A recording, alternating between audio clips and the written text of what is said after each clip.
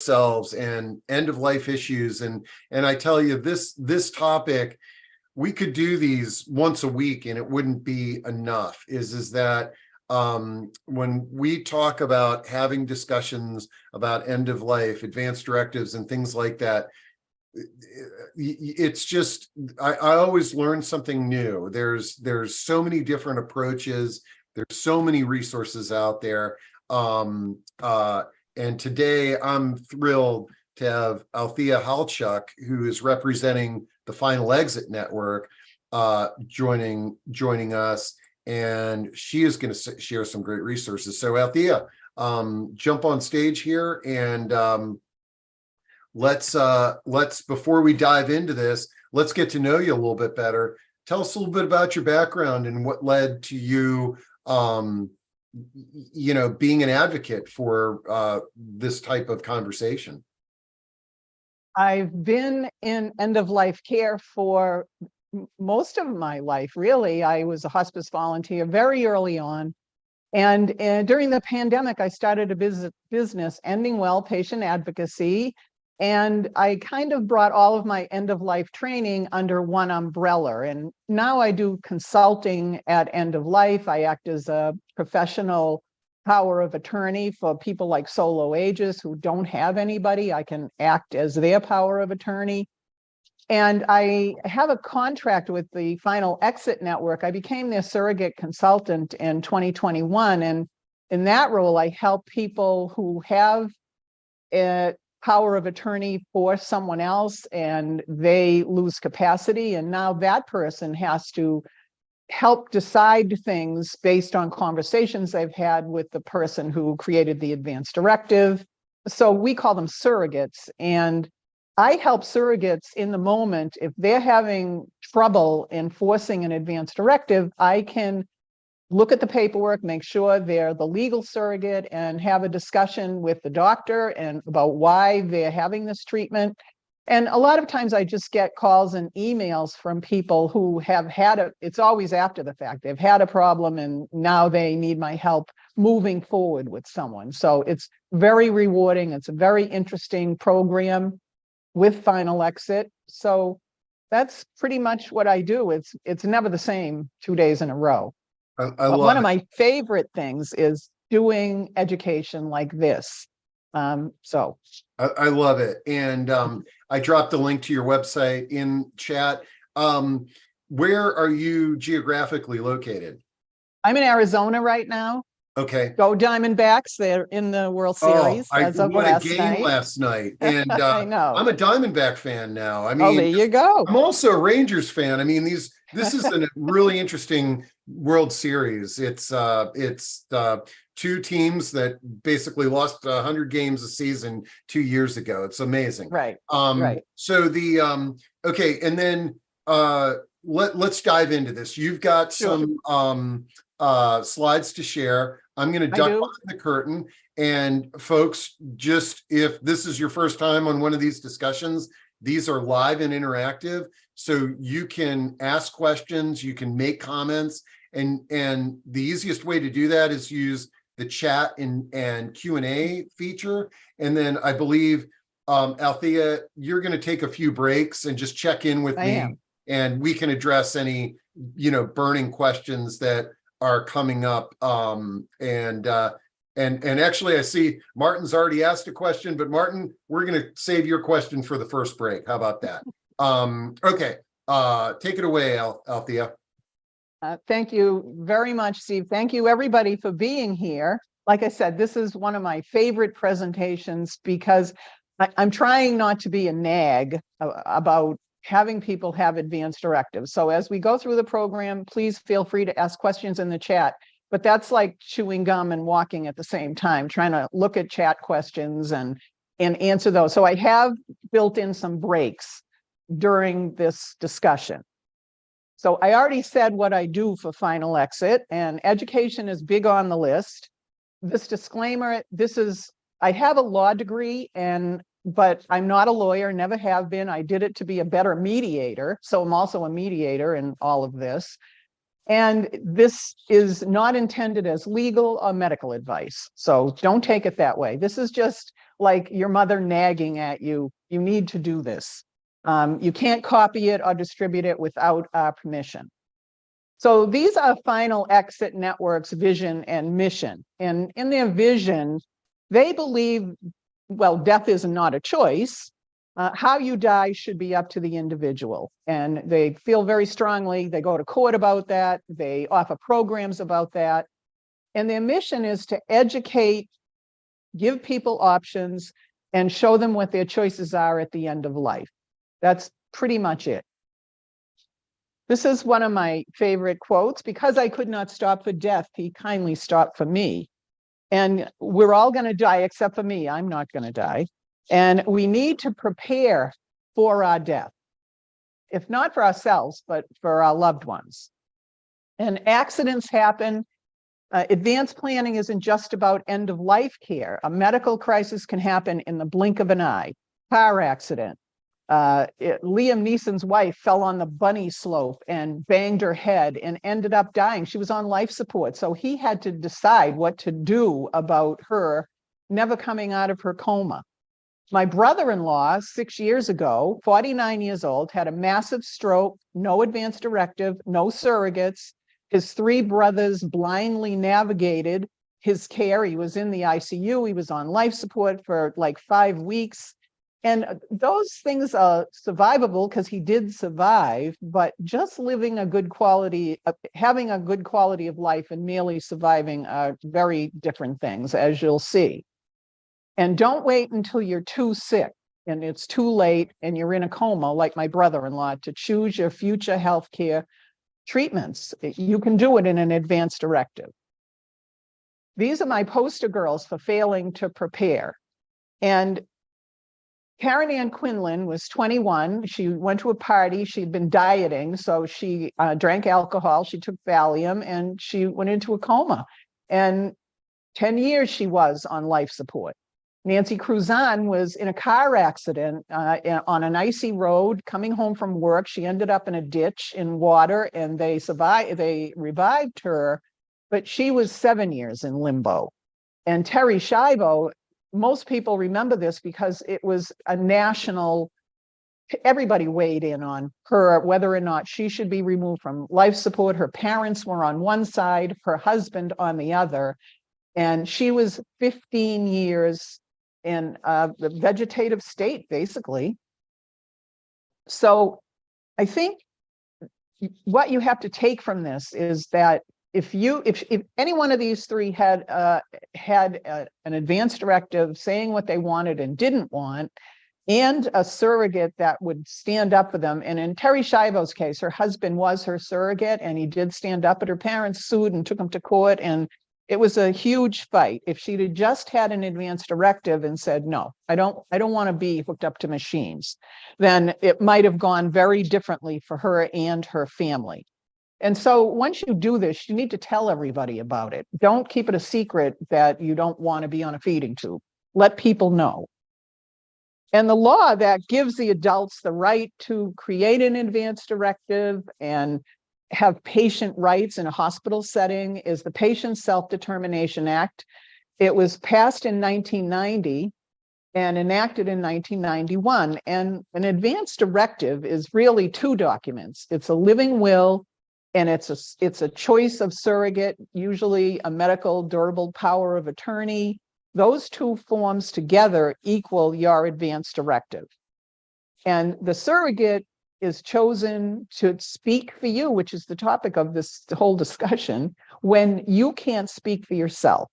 They're not going to make decisions about what they think. They're going to make decisions about what you want. And every competent adult over the age of 18 can and should have an advance directive. And if you think about the poster girls, they were all in their 20s.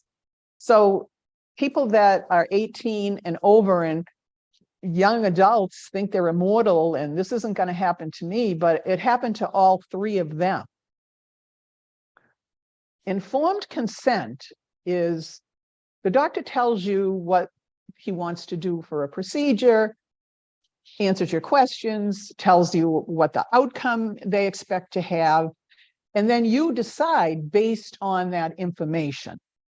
So in 1914, so that's over 100 years ago, this judge said every human being of adult years and sound mind has the right to determine what shall be done with his body. And there's a second half to this quote.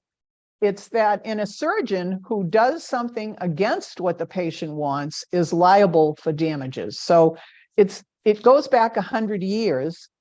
And the precedent-setting case was Schlondorf versus the Society of New York Hospital. And it was a pretty interesting case. Mary Schlondorf went to the hospital. She has stomach problems, and she agreed to do exploratory surgery.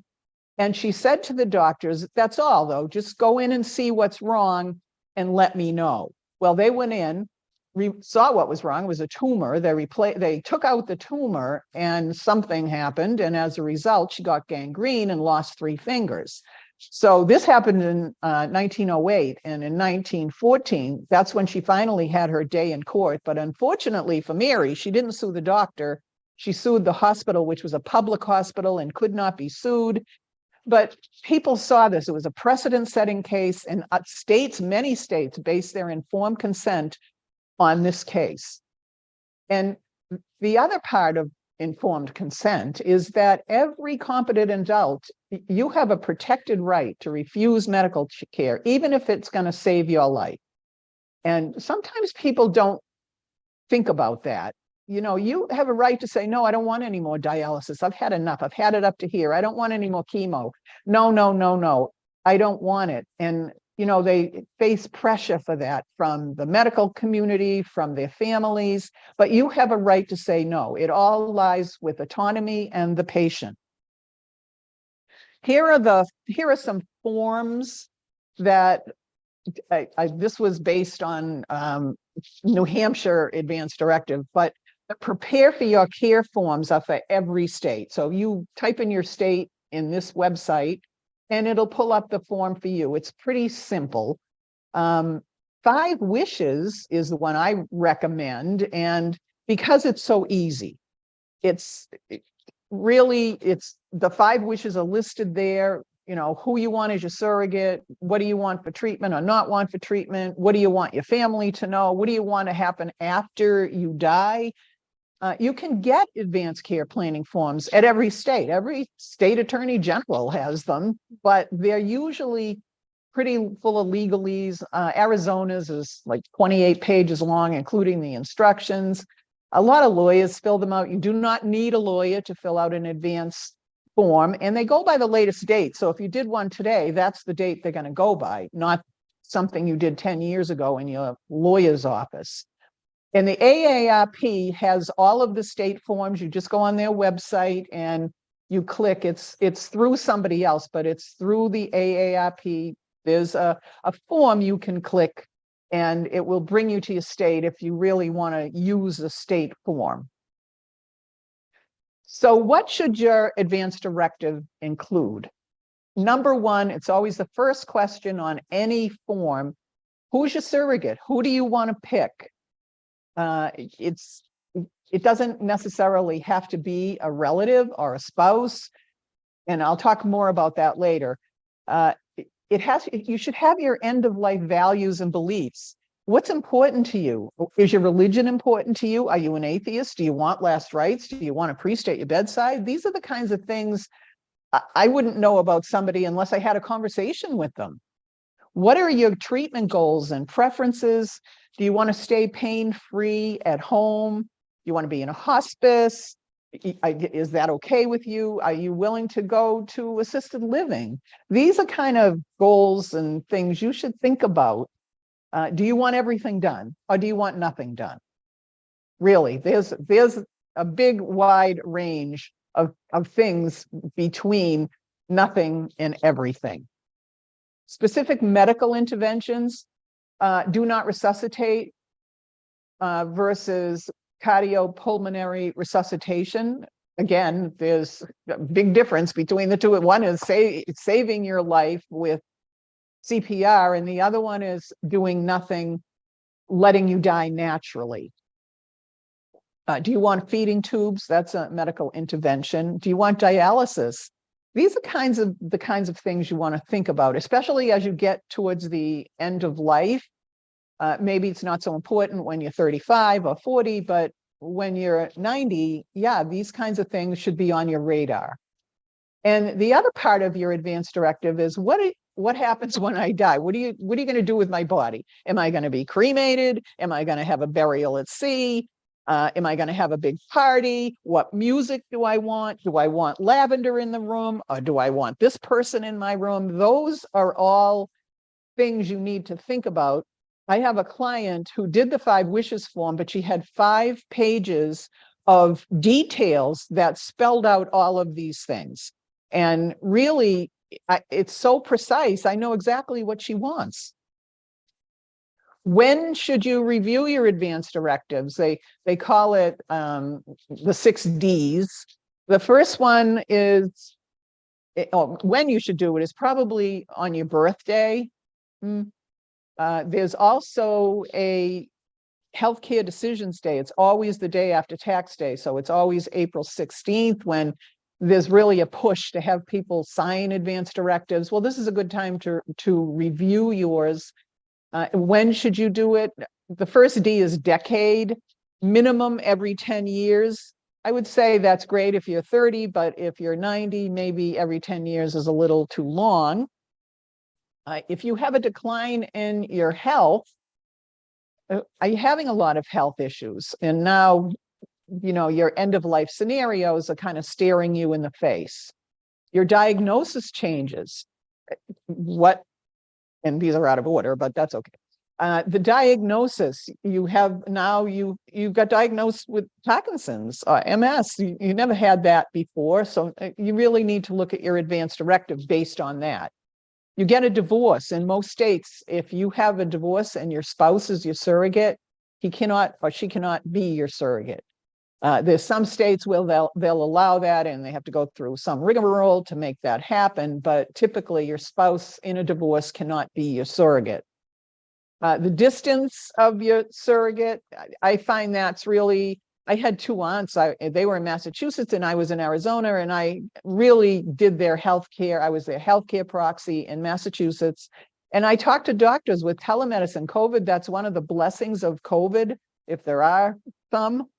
That's one of them. Telemedicine has really taken off, and I can be in the room with the doctor on a tablet, and he can answer my questions. I can see what he wants to do. So really, I think distance isn't so important as it used to be. And finally, the death of your surrogate. If your surrogate dies, you really, or your spouse, even if that person isn't your surrogate, I think that's the time maybe you want to review your advance directive, because you're going to have to pick a new surrogate. So at this point, Steve, let me take a break and answer any questions, any comments that people might have. Okay. Sorry, I was muted. Okay, let's see. That was great. And as I promised, Martin asked a question right before we even began. So I want to honor his question there.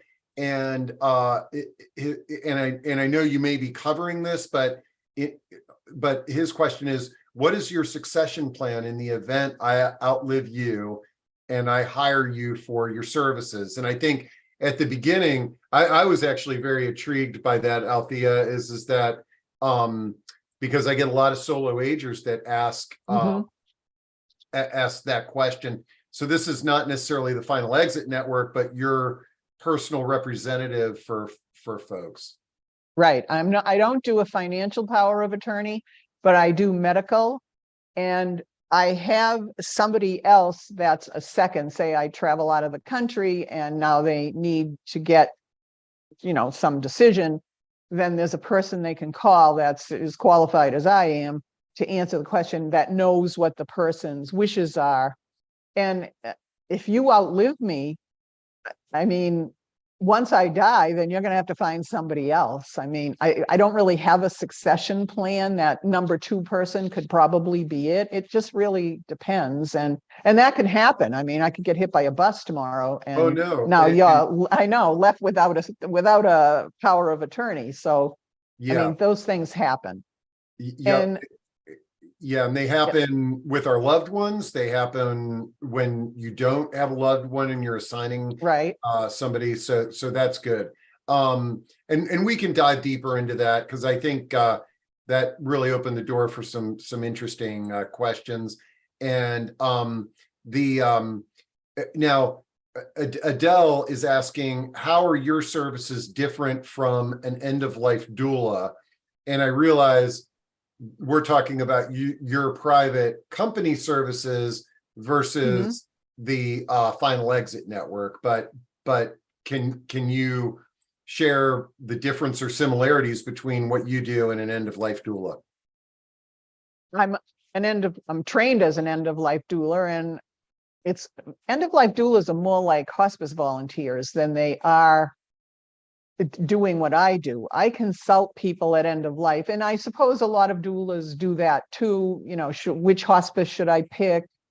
Should I be considering palliative care rather than hospice? Those kinds of things. And doulas do a lot of the same thing. And what we do is we fill the gaps where the medical community has really dropped the ball, as I see it. And a lot of hospices now are hiring end-of-life doulas because really they need the expertise in the room, at the bedside, at the end of life. So there's a similar things, but you know, end-of-life doulas, I don't know how much training they've had. There's no license. I've got certificates in, first of all, thanatology, which allows me to teach death education. And I have a law degree, which I'm sure most doulas don't have. And so my law degree is in health. So I know a lot about a lot of stuff. I was on 2 ethics committees for Kaiser in California. So we were dealing with end-of-life issues all of the time. So it kind of, the depth of my experience really, I'm sure many doulas have a lot of experience, but they're really, I think I kind of bring a whole package, if you will, of end of life resources and things that I do. But and folks, you know, one of the things though with choosing any professional, it's a relationship, it's making that connection, and so do some research, and we'll provide you with Althea's contact information. Okay, what I'm thinking is we've got a ton of questions that have come in. How about you keep on going, take another break, I'll read a few more, and folks, if you asked a question, we will get through the whole list. Yes.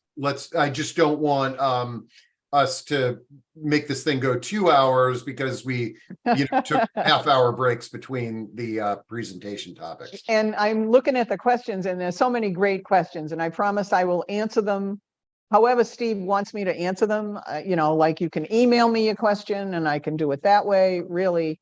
So we'll get but to Steve's them. right. We're already halfway through, and I'm not quite halfway through. So okay, great. Keep all right. On. All right. So the next thing we're going to move on to is the surrogate. The first part was advanced directives. This is the surrogate. How do you pick? Try the arrow keys on your keyboard.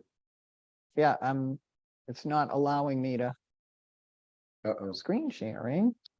Don't tell me I have to go out and come in again. You're in it. If there you go. There. Okay. Good. Yes. Okay.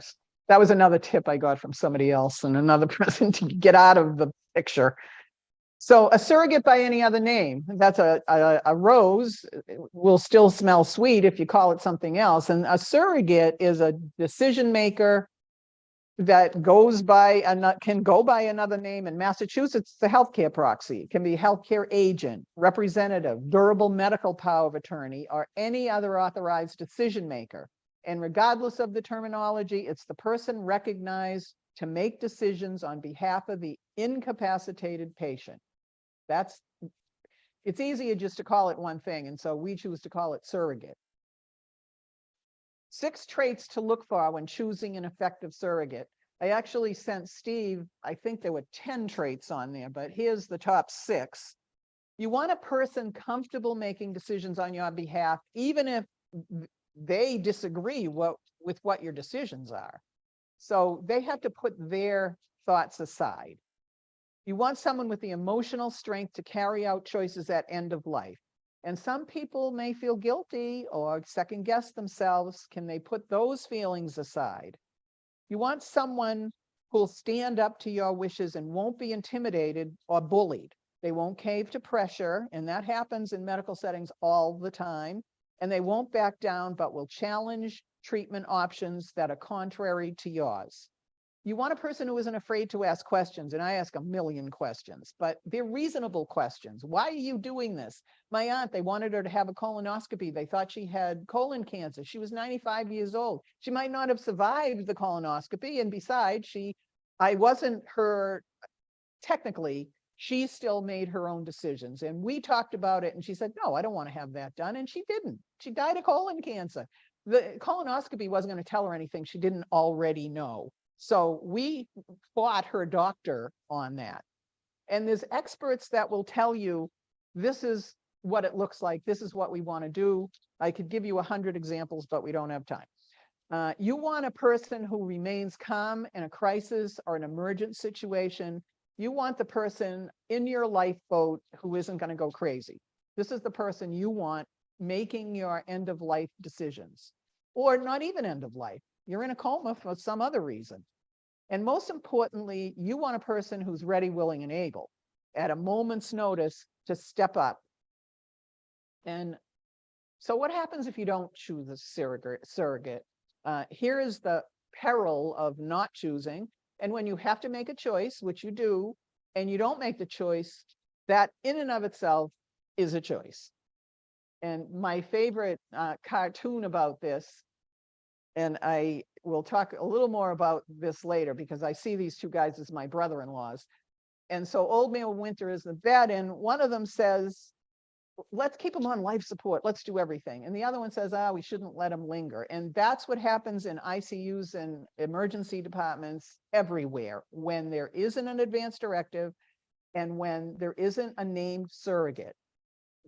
It's family conflict, mostly in end of life, is in an ICU or an emergency room. So people fight when they're kids, and they continue to fight when they're adults.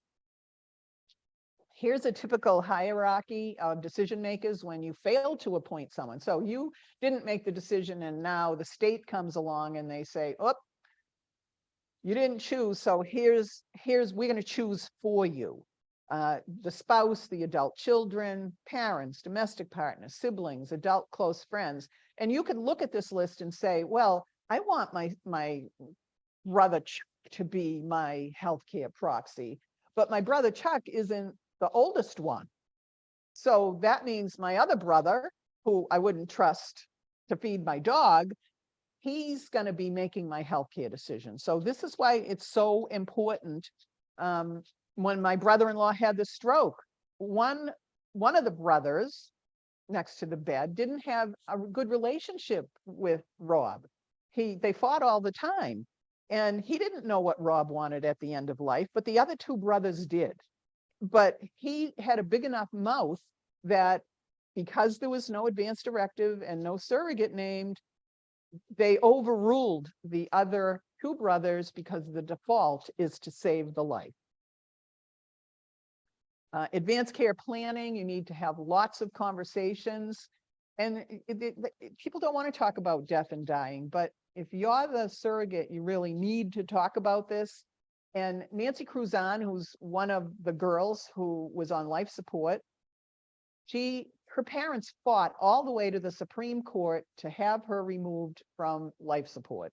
And the Supreme Court said, no, she doesn't have an advance directive, and she didn't name a surrogate. So how do we know what she wanted?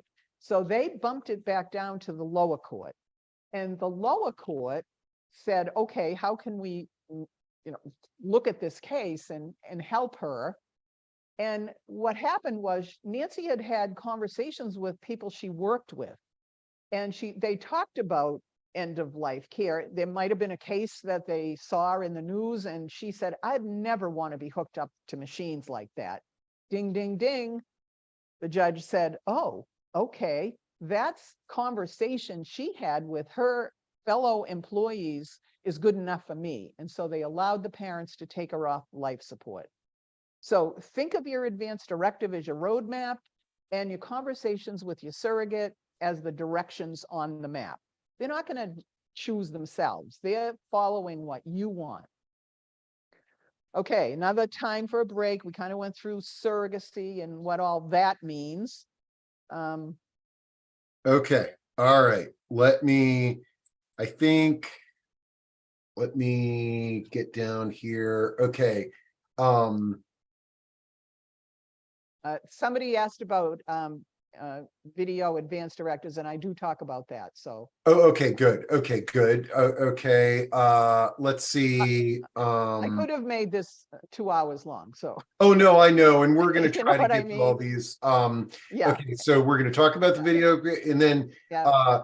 how do we begin the process so you can be the power of attorney and healthcare proxy? Oh, Let's leave okay. that for the end. Yeah. Because And the second part of that question is most and post, and I can talk about most and post because that's an important part of advanced care planning, and I didn't yet because I didn't want to just overwhelm people with information, but okay. that's another good question. Okay, so let me we're make going to time do at the that end for that. Let me check. This is a good comment. Elizabeth said an EMS won't honor the advance directive unless it's on the state approved form. That was my experience for my mother in New York. Yeah. I And saw that. And by the way, I used to say to people, keep your advance directive in your car glove compartment, because if you get in a car accident, the EMTs, no, they won't look. I had an EMT in the audience say, oh no, we never look. And by the way, I've heard that from many EMTs. We don't read advance directives. What they do read is a post form, because a post form drills down to the important things. Do you want CPR, or are you a DNR? Do you want to be brought to the hospital or not? I mean, those are the kinds of, there's like 5 questions on a post form. An advance directive, like I said, can be 15 pages long. So really keeping in, on your phone, that's one of the top 10 things I recommend, is have you can, on your smartphone, there's a spot where people don't even have to get into your phone. It's emergency contacts. Have your surrogate as the emergency contact. That's who they'll call. And so that's what I was told. So advanced directives are great, but not for EMTs. Their job is to save lives. So unless they see otherwise, they're going to save your life. Okay. And then, okay, lots of questions where we can dive in a little bit deeper, but Bettina, I like this one here. What is your process for staying in touch with the people who you've designated as their agent so that they know you've become disabled or died? There's a lot of people that have probably been designated agents that don't know that they're agents. Oh yes, I talk about that too. Okay, good. Well, let's get back on track, and then then when we're done, we'll have open discussion. Okay. Let me just answer that question. The clients that I have, depending on how sick they are, once a year we have a check-in where we spend an hour on a Zoom call. I find out what's happening, blah, blah, blah. And if I was sick and I was hospitalized, I would certainly tell my clients, I'm not available for whatever. I mean, that's only common courtesy, and I don't want them to be left hanging out. So that's something I do make sure of. I do have somebody that can step in and make decisions if the need be. And if I was too ill, I would just stop doing it. That's really. Okay, so let me move over here. Ta-da. So the next thing is the power of the advance directive in the surrogate, which is kind of where my job comes in. So advanced directives are legally recognized documents, as are POLST and DNR form. POLST and DNR forms are signed by a doctor. So they're like a doctor prescription. POLST forms, they're legal in every state. Every state has a different name, they call it, of course. And I recommend people, I have a client with MS who doesn't, she's a DNR. Well, she didn't have anything. And I said, well, you need a POLST form because the EMT is going to come in and they're going to give you CPR. And she said, well, I don't want that. Well, on the POLST, it'll say DNR. It's on bright neon paper. Some people put it in their doorways when the people first walk in. So it's really jumps out at you. And those POLST forms travel with the patient, unlike an out-of-hospital DNR, which is another thing. So we can't, we're going to get too deep in the weeds about this stuff. But doctors and other medical personnel, providers, nurses, they're under a duty to follow your surrogate's instructions and decisions about your care. And if they don't, they can suffer consequences. And I do another whole presentation on wrongful like cases where a doctor went against a surrogate, went against an advanced directive, even went against a POLST, and brought somebody back from the brink of death. And the death is what the person wanted. What they were done. And so now there's lawsuits about it in the millions of dollars. And it doesn't matter whether doctors used to have a blanket immunity about this and they don't anymore. Now people are suing, lawyers are taking the cases. It still takes 5-6 years to get through the courts. But once it does, once they reach that final appeal, what happens is insurance companies do not want these cases to go in front of a jury because they're so egregious, and doctors are so going against what the patient wants, what the surrogate wants, what the advanced directive and POLST says, that they settle. So that's kind of what happens. They have this duty, but there's some exceptions to treatment. Doctors don't always have to treat you, and here are the ways they don't. If it goes against their conscience, their ethics, that kind of thing, they can say no. They have a conscientious objection. There was a lot of talk about that, about abortion doctors. Not everybody, a lot of people that goes against their religion. So they don't have to treat you for that. If the provider doesn't have the necessary skills to treat you, if you need a brain surgeon, that's what you need. You don't need somebody that really, they're trying to be a brain surgeon. They don't have to treat you if they think the care is inappropriate, you're asking for something that they don't agree with, or ineffective, or it will result in futile health care. CPR in a 95-year-old woman, if you're going to break some ribs, 5% of the time CPR works in an elderly person, an older person, an elder. So really, do you want to take 5% chance that you're going to end up with broken ribs or have brain damage? So a doctor can say no to that. No, we're not going to give her CPR.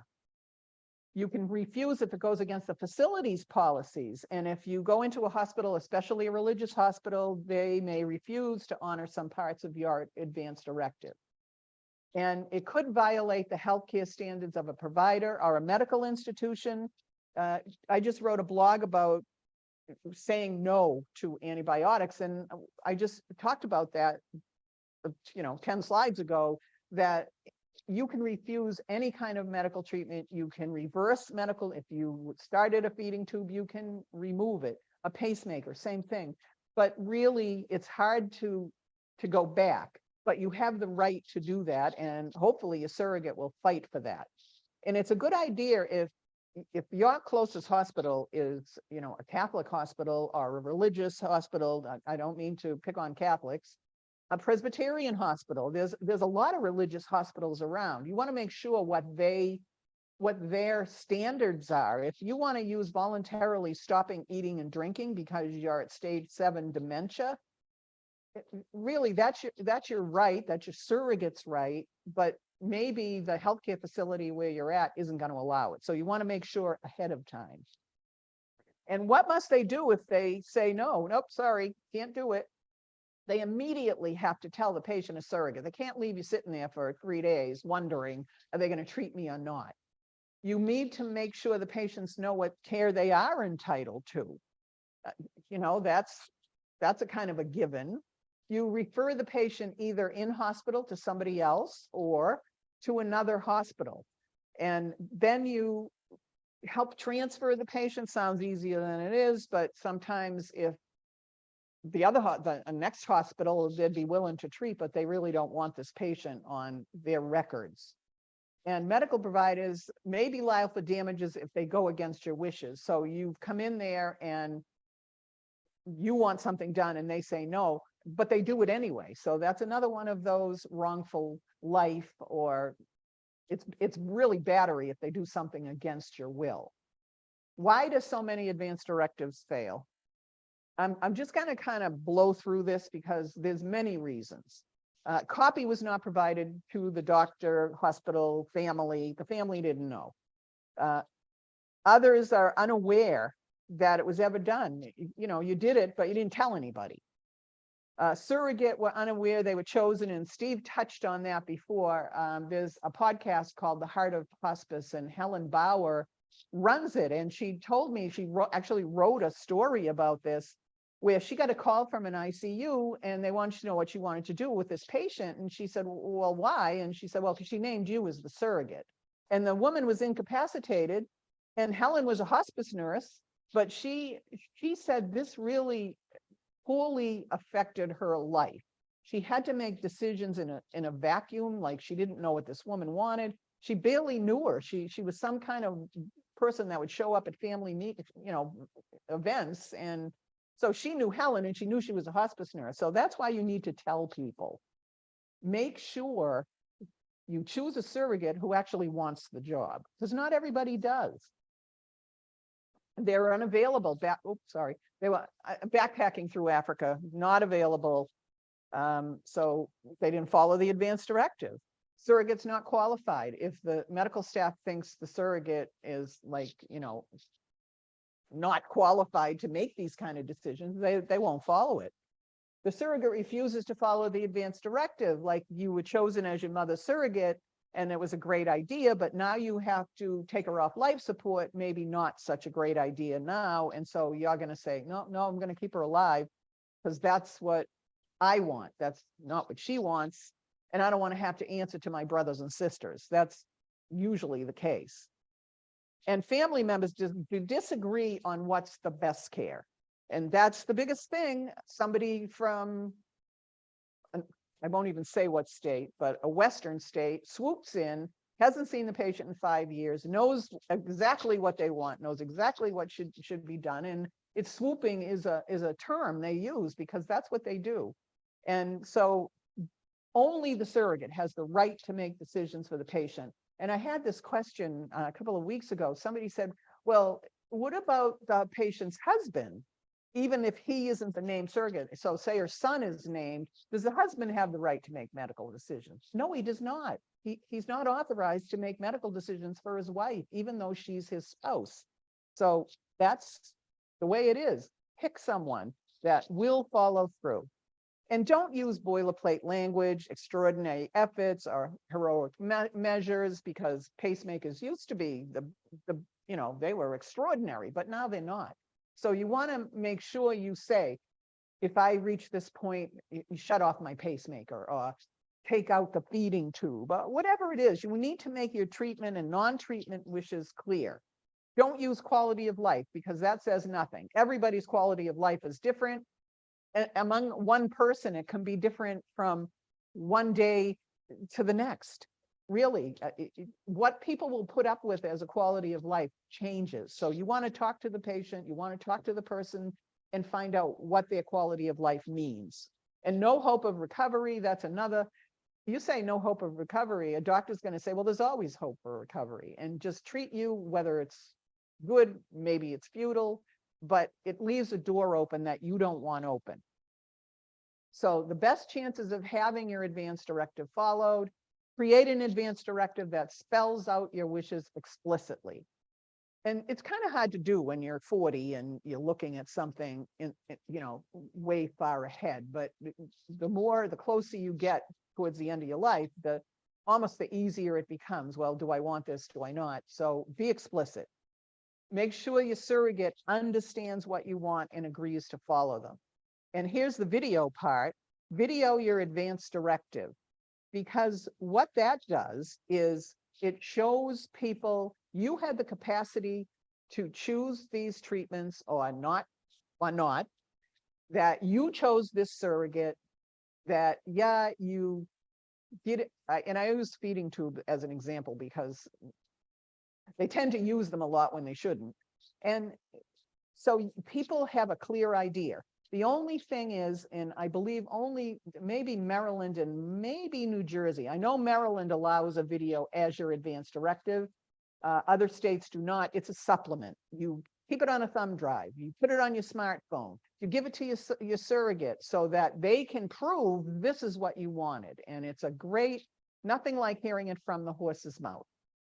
Another way to make sure it's honored, have many conversations with everybody, like Nancy Cruzan, with her workmates, with your surrogate, with your brothers and sisters, with your spouse.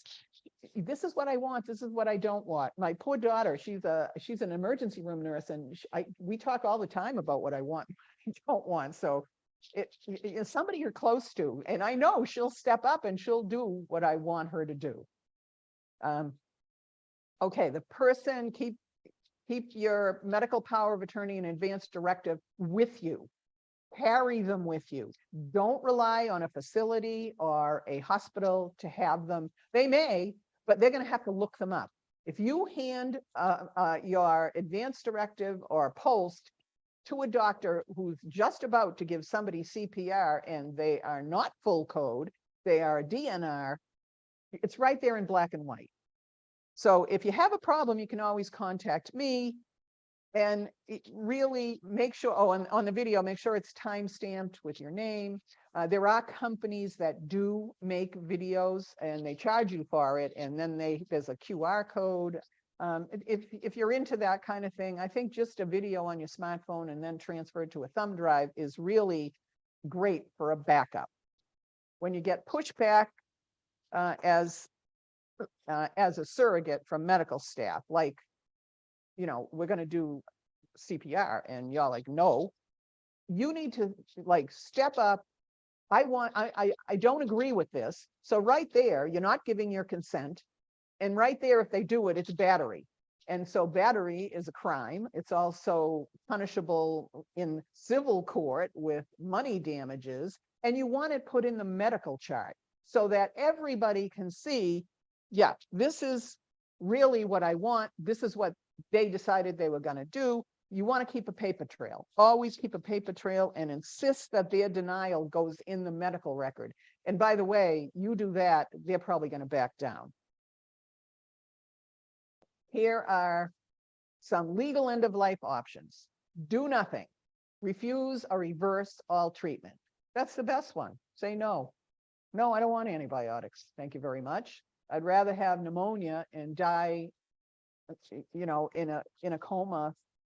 And there's some debate about that, but from what I hear, once you're in a coma, your organs shut down. And so it really, do nothing is a way you can go legally. Palliative sedation is really, it's a way that they just give you enough drugs to put you in a coma. Their intent is not to kill you. That's why they can do it. But it's really a last resort. Doctors do not like doing this, but they will if there's no amount of medication that will take away the pain. Hospice, to qualify, you have to be less than 6 months to live, and you have to give up curative treatments.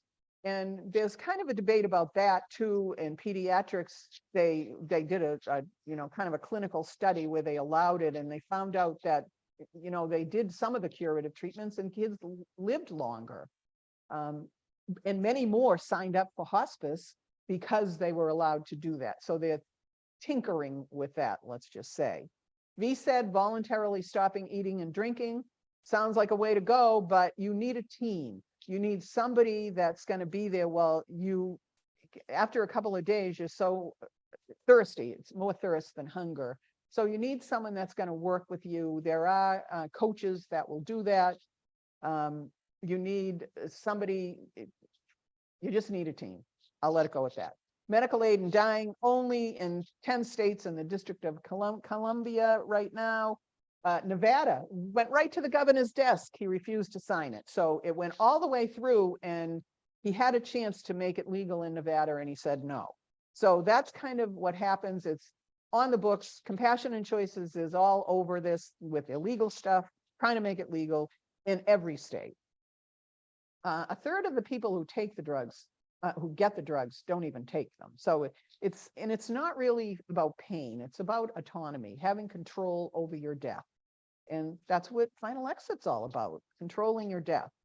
So they have a program, the Exit Guide program, and it's for people who you have to go through a medical thing, but you don't have to be within 6 months of death. And I won't really go into that because that's not my lane. I'm education. You can go on their website. There's a tab. You can read all about it.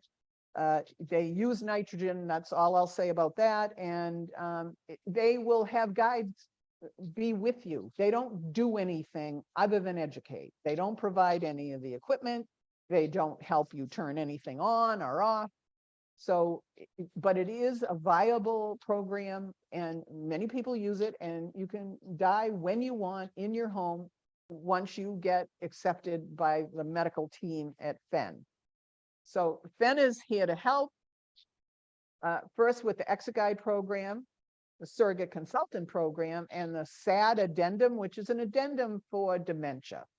And I had a whole slide about that, but at time, tick-tock. And it's designed to prevent dying people from having to live, in stage 7 dementia. Between the person and their surrogate, they decide at what point VSAD will kick in. And it can work. It's still a little gray area in the law, or a big gray area in the law, but that's really if you don't do something ahead of when you lose capacity, then it's something you and your surrogate need to discuss at the 11th hour. Do we want to go this route? They also have a speakers bureau where they have people go out and talk about many different things. They have the Good Death Society blog, wonderful blogs on all kinds of end-of-life subjects. They have a death forum, and that is really kind of like a death cafe, and they do that once a month. On the first Monday of the month, you have to sign up and you have to be a member. So that's one good reason to join. So today's top 10, and I included this with Steve: create an advance directive using whatever form is best and easiest for you. Choose an effective surrogate, one will follow your wishes without hesitation. Video your advance directive so people can see your capacity, hear your voice, understand your wishes. Have the conversation with everybody. Keep your surrogate number and emergency always update your surrogate's contact. So if somebody moves or changes a phone number, you want to change that so that people know how to get in touch with this person. And keep the number and the emergency contacts on your phone so EMTs can and medical personnel can access it immediately. Update it regularly as you age, circumstances change, or your health declines. Keep it easily accessible to ensure your wishes are honored. By under no circumstances, keep it in your safe deposit box, because if you do that, you'll be dead before they can access it.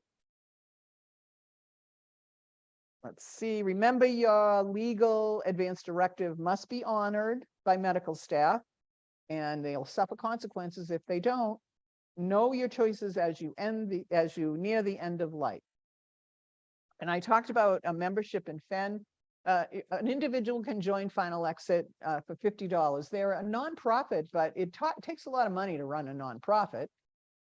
There are several people under contract. I'm one.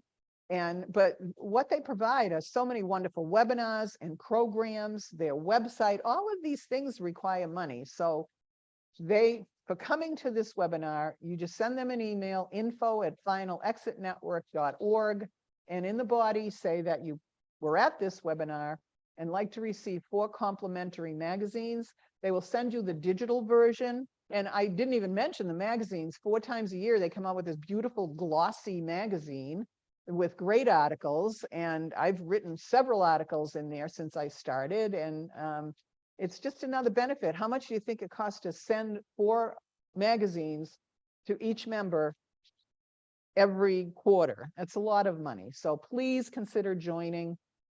And this is my contact information. fensurrogate@gmail.com is the Final Exit one. You can email me any of your questions. I love questions. I'm always happy to help.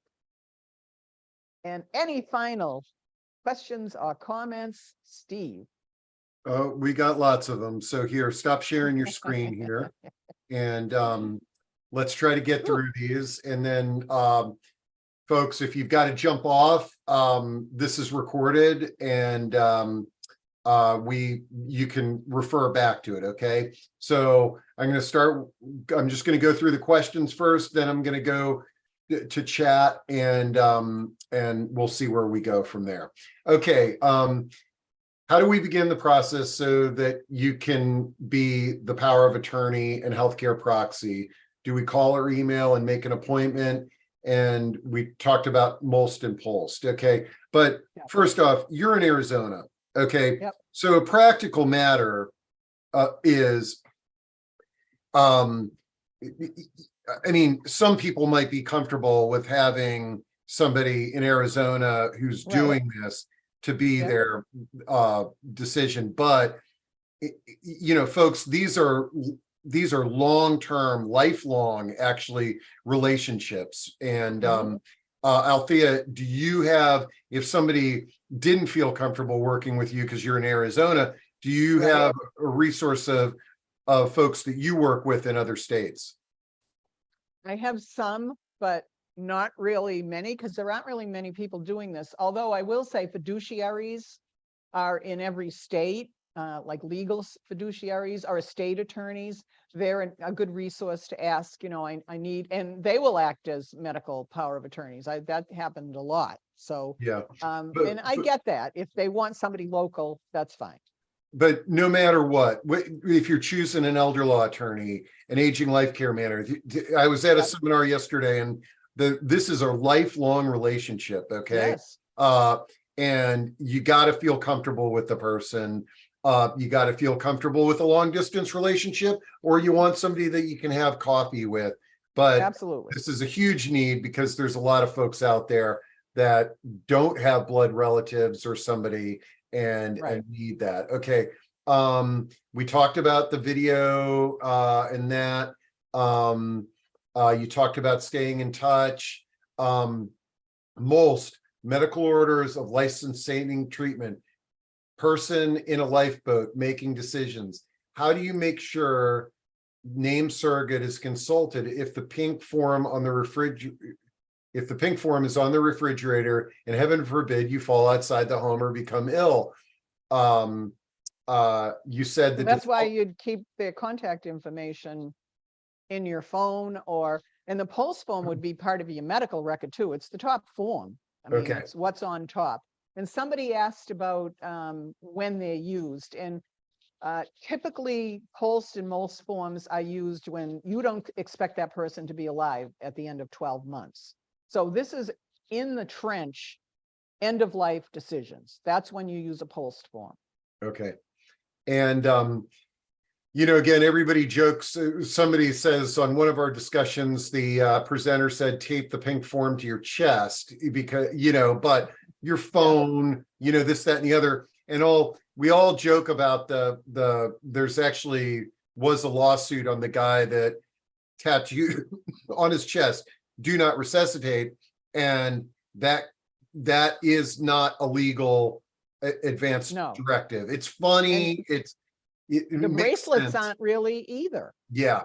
I mean, they had a big lawsuit about that, and it went to a jury, and the doctors ignored it, but more they ignored his surrogate when the surrogate said no resuscitation. They resuscitated the guy twice, even though he had that bracelet on. So that goes to show you what good the bracelet is, because they just ignored it.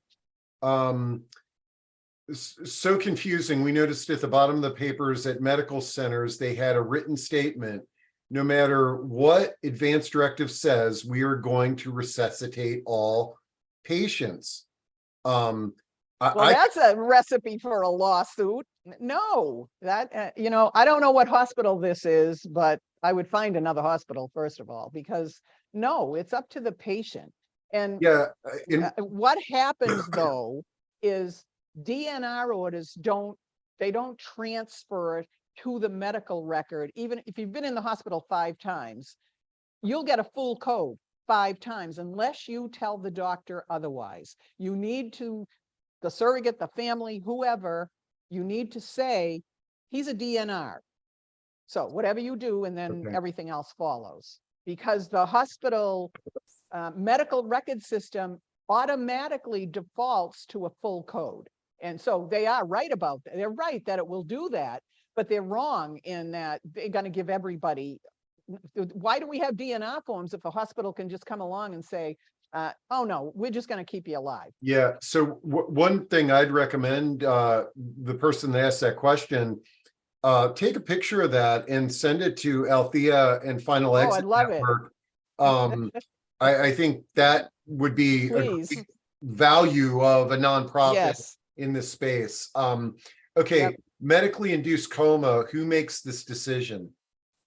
That's usually, if the person can make it themselves, it's between the person and the doctors.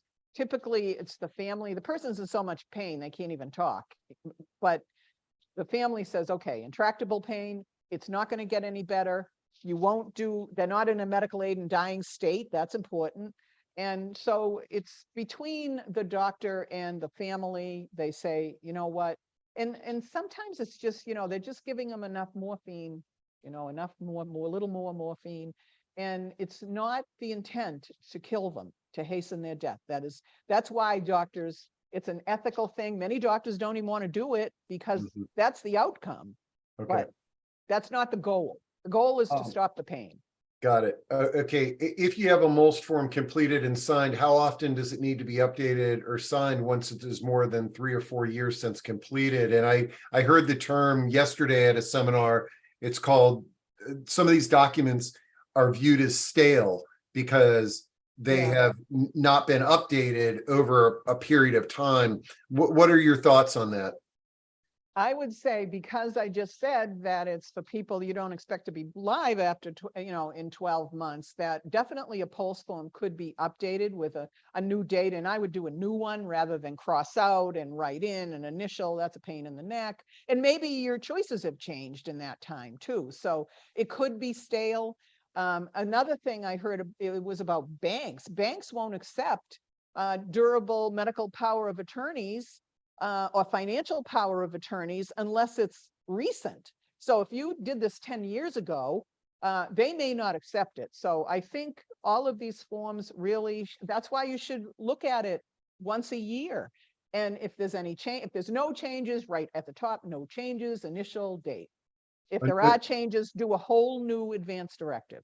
Yeah, another thing that came up in this discussion is that some banks require their form, or at least they will tell you, you need to complete this form.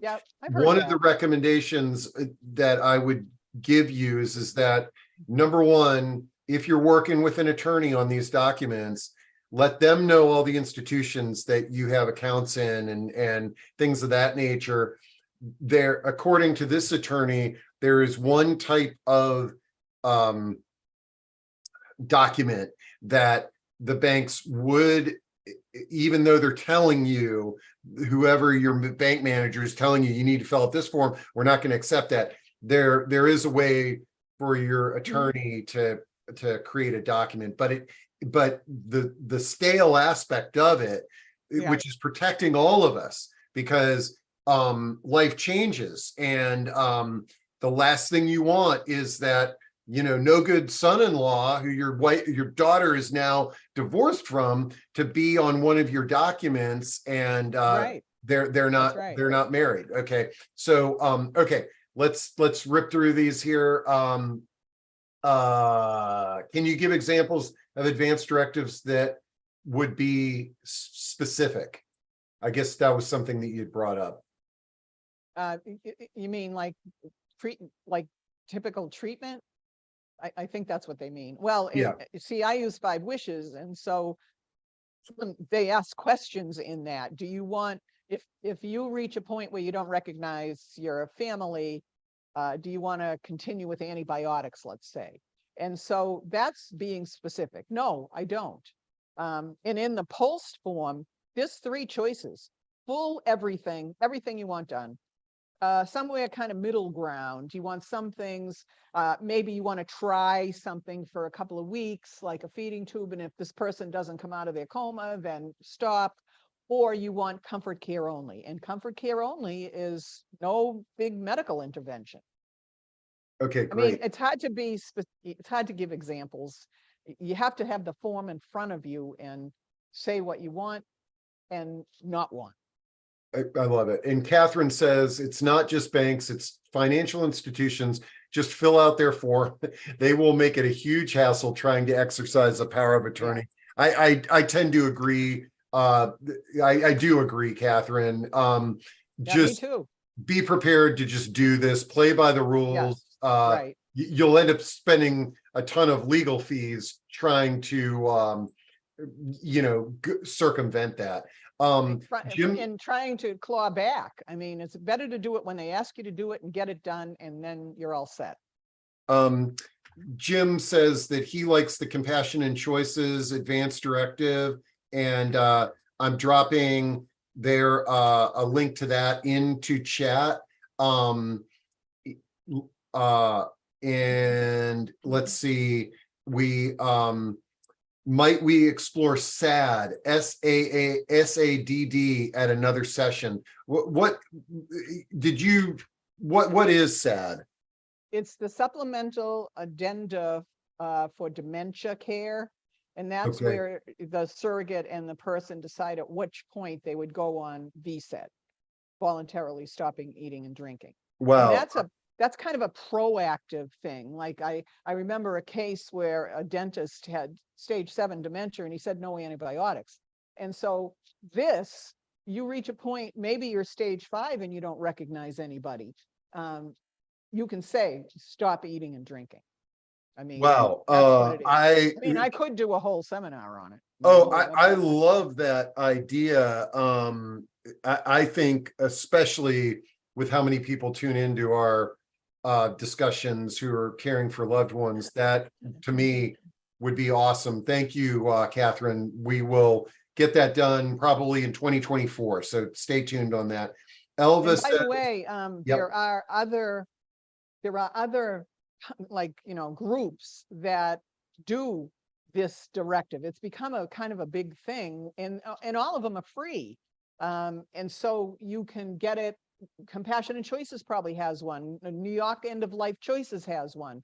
A lot of groups have it. It's just whatever form you're comfortable with. Same with advanced directives. I've seen the Compassion and Choices one. It's great. They're all great. They only work though if you fill one out.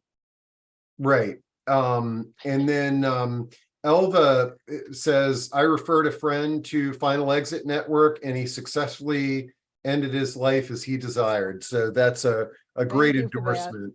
Yes. And all right. And then I just dropped into chat a link to one of these advanced directives for dementia to give folks an idea.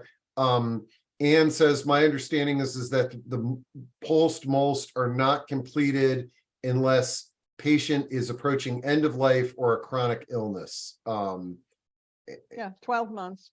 I mean, give or take. I've heard some people, they automatically fill it out, and that's wrong. That isn't the purpose of it. The purpose of it is to give doctors guidance in the moment at end of life, period. Rhonda says my family knows my advanced directives and medicines, will, etc., are in a tube in my freezer. But I think the important thing there, Rhonda, and for all of us, it's like there's a percentage of people that do all these documents and keep them updated regularly, but they don't share with their loved ones this information. And I think, honestly, I've heard a lot of talks on this. If you don't have any documentation, but you have shared your wishes with a loved one close to you, that is like verbally expressing yourself.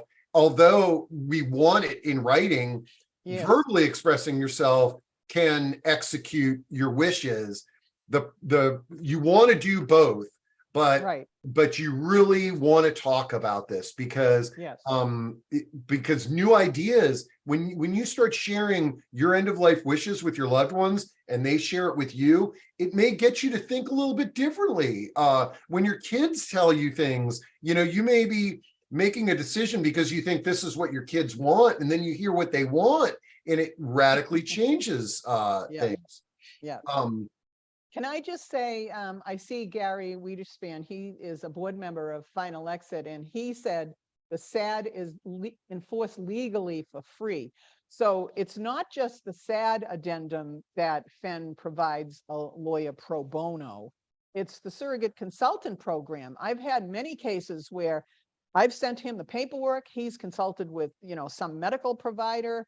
They're willing to step in pro bono to help people get their advanced directives enforced. And so it's not just the SAD, but the SAD is, because it's such a legal gray area, they really want to help people get their wishes, enforced, basically. All right. Allison had a question from earlier on, and she says, I've had clients without anyone to serve as a medical POA and end of life or to carry out advanced directives. If there are no family or friends available, what do you recommend? And I know, like, you've got a business that does this, but let's pretend that you're not operating this business, Althea. Like, Yeah. what would you recommend in this situation?